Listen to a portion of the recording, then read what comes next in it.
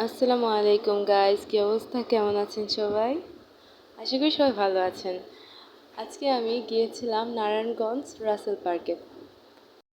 আমার কাজিন আমাকে ওইখানে নিয়ে গিয়েছিল। আমি আগে কখনোই যাই নাই, কিন্তু ও আমাকে এরকম একটা টাইমে আর এরকম একটা সিচুয়েশনে নিয়ে গিয়েছিল। পুরো ওয়েদারটা এমন ছিল, ভাই কি পরিমাণে রোদ যে প্লাস গরম, এই গরমে অবস্থা খারাপ হওয়ার মতো। কিন্তু আকাশটা খুবই ভালো লাগছিল, কারণ এই আকাশটা দেখতে আমার খুবই ভালো লাগে। আমার খুবই পছন্দের ওয়েদার এটা, কিন্তু খুবই গরম, এটাই যা সমস্যা। আর এ এ হচ্ছে সব থেকে বড় কালপ্রিট।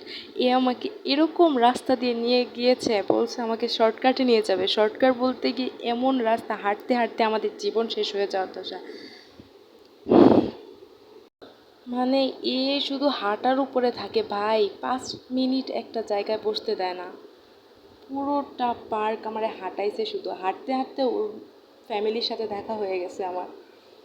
ওই যে ওর বাচ্চাকে রেখে ও চলে যাচ্ছে। তারপর এখানে গিয়ে কিছুক্ষণ আমি দাঁড়াইছিলাম মনের সুখে, এটাও ওর সহ্য হয় নাই। দেখবেন কিছুক্ষণ দাঁড়াইছি মাত্র, এখানে ও এসে হাজির, টানাটানি শুরু করে দিছে এখান থেকে যাওয়ার জন্য। সামনে আবার হাঁটতে হবে ওর সাথে। পুরাটা পার্ক ভাই এত বড়, আমি পুরাটা ঘুরে শেষ করতে পারি নাই। অনেক বড়। এই যে আয়সা পড়ছে আমাকে টানা নেওয়ার জন্য, এখান থেকে আমাকে টেনে নিচ্ছে, আমাকে বলে সামনে আরও অনেক ভালো জিনিস দেখাবে, সামনে নাকি আরও অনেক সুন্দর। সো এই যে আবার হাঁটানো শুরু করে দিছে। পুরোটা রাস্তা আমার হাঁটাইতে হাঁটাইতে শেষ। আর সব থেকে দুঃখের বিষয়, আমি আশেপাশে কোনো পানির বোতলই কিনতে পাই নাই, কোনো দোকানই পাই না। এখানে নাগরদোলা ছিল, নৌকা ছিল, কিন্তু আমি একটাতেও চড়তে পারি নাই, কারণ এগুলো অফ ছিল ওই টাইমে। তারপরে এই জায়গাটা আমার খুবই ভালো লাগছে। এই জায়গাতে আমরা অনেক ফটো ভিডিও নিয়েছি, কিন্তু অনেক মানুষ ছিল। এই জায়গাটা সিলেক্ট করছিলাম যে এখানে কিছু ফটো ভিডিও নিব, কিন্তু কোনো ওয়েই ছিল না। মানে কিছুক্ষণ একটা মানে ভিডিও নিতে নিতে এখান দিয়ে মানুষ হাঁটা চলা শুরু করে দেয়। আশেপাশে কিন্তু আর অনেকগুলো রাস্তা আছে, কিন্তু ওইগুলো না, শুধু যেখানে ভিডিও নিচ্ছি ওইখান দিয়ে হাঁটা চলা শুরু করে দিতেছে। তারপর কতটুকু সামনে গেলাম, গিয়ে তারপরে এই পেতনিটাকে একটা ফুল নিয়ে দিলাম, আর ওইটা নিয়ে এখন ঢং ভিডিও শুরু করে দিছে। 100 ভিডিও বানাইছে মেবি এই ফুল নিয়ে। তো ফাইনালি আমরা হাঁটতেছি কিছুটা, কারণ ওইখানে আমাদের ভিডিও করা সম্ভব হয় না। তারপর কিছুক্ষণ হাঁটাহাঁটি করার পর একেবারেই ক্লান্ত হয়ে গেছি আমরা পুরা।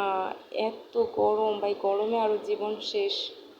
ফার্স্টে তো জীবন শেষ করে দিয়ে আসছি ওই গরমের মধ্যে। আর এই যে এখানে ভিডিও করার আমার অনেক ইচ্ছা ছিল, কিন্তু রোদের জন্য করতে পারি নাই, আফসোস।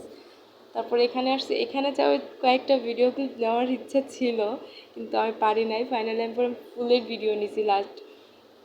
তারপরে দেন এখানে যাই কিছুক্ষণ বসে থাকি। আর এখানে প্রচুর রোদ ছিল, তো বিকাল টাইমেও এত রোদ, যেমন রোদ তেমন মানুষ, কোনো মানুষের জন্য বসার জায়গা নাই। যেসব জায়গায় ভিউ বেশি সুন্দর ওই সব জায়গায় মানুষ সব থেকে বেশি, ভাই কোনো ভিডিও নিতে পারি না। তারপর ওই জায়গায় আবার রিটার্ন করি।